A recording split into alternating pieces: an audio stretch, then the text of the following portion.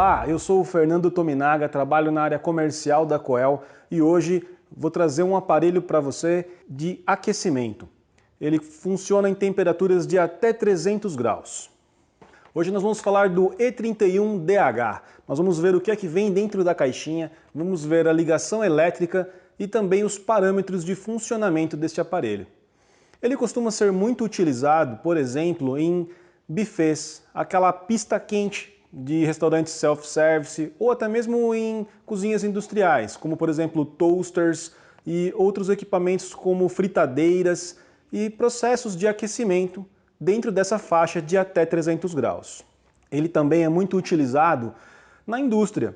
Ele pode ser utilizado em aquecimento, por exemplo, de bicos injetores, dentro dessa faixa de temperatura, né, de até 300 graus. Vamos ver então o que é que vem nessa caixa e fazer uma ligação deste aparelho para ver quais são os parâmetros possíveis para trabalhar com ele. Aqui na etiqueta, na parte frontal da embalagem, nós temos o código do produto e também as especificações dele. Esse daqui ele é 220 volts e possui também o buzzer. Dentro da caixinha nós temos o aparelho, ele já vem com as presilhas de fixação. Temos também o manual de instruções e o sensor de temperatura. Repare que esse sensor de temperatura é um pouquinho diferente do que a gente está acostumado a ver nos equipamentos de refrigeração. Ele tem essa ponta metálica de contato e ele é um pouquinho mais curtinho, mas ele também pode ser prolongado através de uma emenda. Uma outra diferença também neste controlador são os pinos de fixação aqui dos conectores. Ele utiliza o sistema Fast-On ou Faston. E a parte dos sensores aqui também é com o borne por parafuso. Esse tipo de conector ele é utilizado quando é necessário o uso de cargas maiores. Neste caso, ele tem um relé de 30 A. Então isso proporciona que você possa ligar cargas resistivas, como por exemplo resistências mais potentes. Vamos agora para a prática, vamos ligar este aparelho e ver então um pouco dos parâmetros de configuração disponíveis nele. Nós já estamos aqui com o nosso E31DH ligado. A ligação elétrica é bem simples, só tem a alimentação, uma saída e a entrada do sensor, então é bem tranquilo de ligar. Aqui nós vamos mostrar então o aparelho com mais detalhes. Ele vem com essa moldura preto brilhante, né, um black piano, os botões são emborrachados e ele é protegido, o frontal, por o IP65, que significa que ele aguenta até jatos de água sem danificar o aparelho. Ele tem aqui também 3 numerais, ele pode indicar a temperatura até 300 graus, que é o funcionamento dele, e ele, por padrão, ele mostra aqui a temperatura do sensor. Se a gente quiser mudar o set point, basta apertar a tecla P uma vez, ele pisca SP, com a setinha para cima ou para baixo, a gente consegue regular o set point. Ele também tem a indicação de funcionamento da resistência. Aqui no caso, ele está desligado, porque se o set point está 0 e ele é um aparelho para aquecimento, ele está marcando 25 graus, então está acima do set point, a saída está desligada. Vamos passar agora nos parâmetros. A gente segura o botão P apertado por uns 5 segundos e tem acesso aqui nos parâmetros.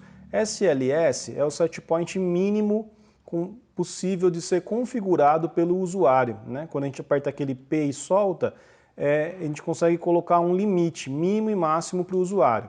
Aqui o limite mínimo é 0 e o limite máximo, aperta aqui para baixo, o SHS é o limite máximo. Então ele vem aqui com 25, a gente vai aumentar um pouquinho essa temperatura aqui para poder fazer os testes também. Então aqui vou deixar com 30. Então agora a temperatura está regulada de 0 a 30 graus. O mínimo e o máximo que pode ser usado no set point. Vamos fazer aqui um teste então. Segura a tecla U, apertado, ele voltou para a temperatura inicial. Eu vou apertar o P e vou colocar aqui 30 graus. Observe que ele não deixa eu passar de 30 e nem colocar um valor abaixo de 0. Aí a resistência ligou, ele sinaliza aqui pelo LED, deu até para escutar o relé batendo. Então, por aqui a gente sabe se a resistência está ligada ou não. E também esse parâmetro de limite mínimo e máximo é muito interessante caso você queira bloquear a temperatura dentro de uma faixa. Seu cliente não conseguirá alterar o valor da temperatura do set point fora dessa faixa. Aqui a gente tem o set point, né, que a gente configurou lá, ele também é acessível pelos parâmetros. Na sequência, a calibração, é o IC1. Essa calibração ela é utilizada quando você precisa, por exemplo, de um certificado de calibração RBC e é necessário fazer um ajuste para o aparelho ficar dentro de uma faixa igual a um outro termômetro, por exemplo. Talvez você tenha um termômetro a laser, por exemplo, que você confia e quer deixar esse aparelho com a mesma temperatura. Então, ele está lendo 25 graus, vamos supor que no termômetro a laser ele esteja lendo 22. Então a gente teria que tirar 3 aqui dessa leitura. A gente entra lá nos parâmetros, segura o P apertado, vai lá no IC1 com a setinha para baixo e a gente coloca aqui, ó, menos 3. O valor que a gente colocar aqui, positivo ou negativo, ele vai ser somado ao valor que está lá na leitura da sonda. Então, menos 3 somado a 25 vai dar 22. A gente tirou 3 graus dessa leitura. Então, a calibração funciona para fazer um ajuste na temperatura. Também ela é utilizada porque o sensor, como a gente viu, ele é de contato. Então, muitas vezes a temperatura que está sendo lida, ela é indireta. E talvez seja necessário fazer uma correção. Nós estávamos aqui no IC1, o próximo parâmetro é o RD. O RD é o diferencial ou a esterese. Isso cria uma faixa de funcionamento para o aparelho não ficar ligando e desligando muito rápido, né? Apesar de ser uma resistência, não tem muito problema, até por isso ele vem só com 1 grau. Né? Então, quando ele abaixa set point menos o diferencial, né, a temperatura cai, ele vai ligar a resistência. Quando ela chega no set point, ela desliga. E assim ele funciona nessa banda morta, né? Ele vai ligando e desligando a resistência conforme o set point e o diferencial. O próximo parâmetro é o POD. Esse parâmetro ele cria um retardo. Na hora que a gente energiza o aparelho, a gente pode colocar um tempo de retardo para acionar a saída da resistência, né?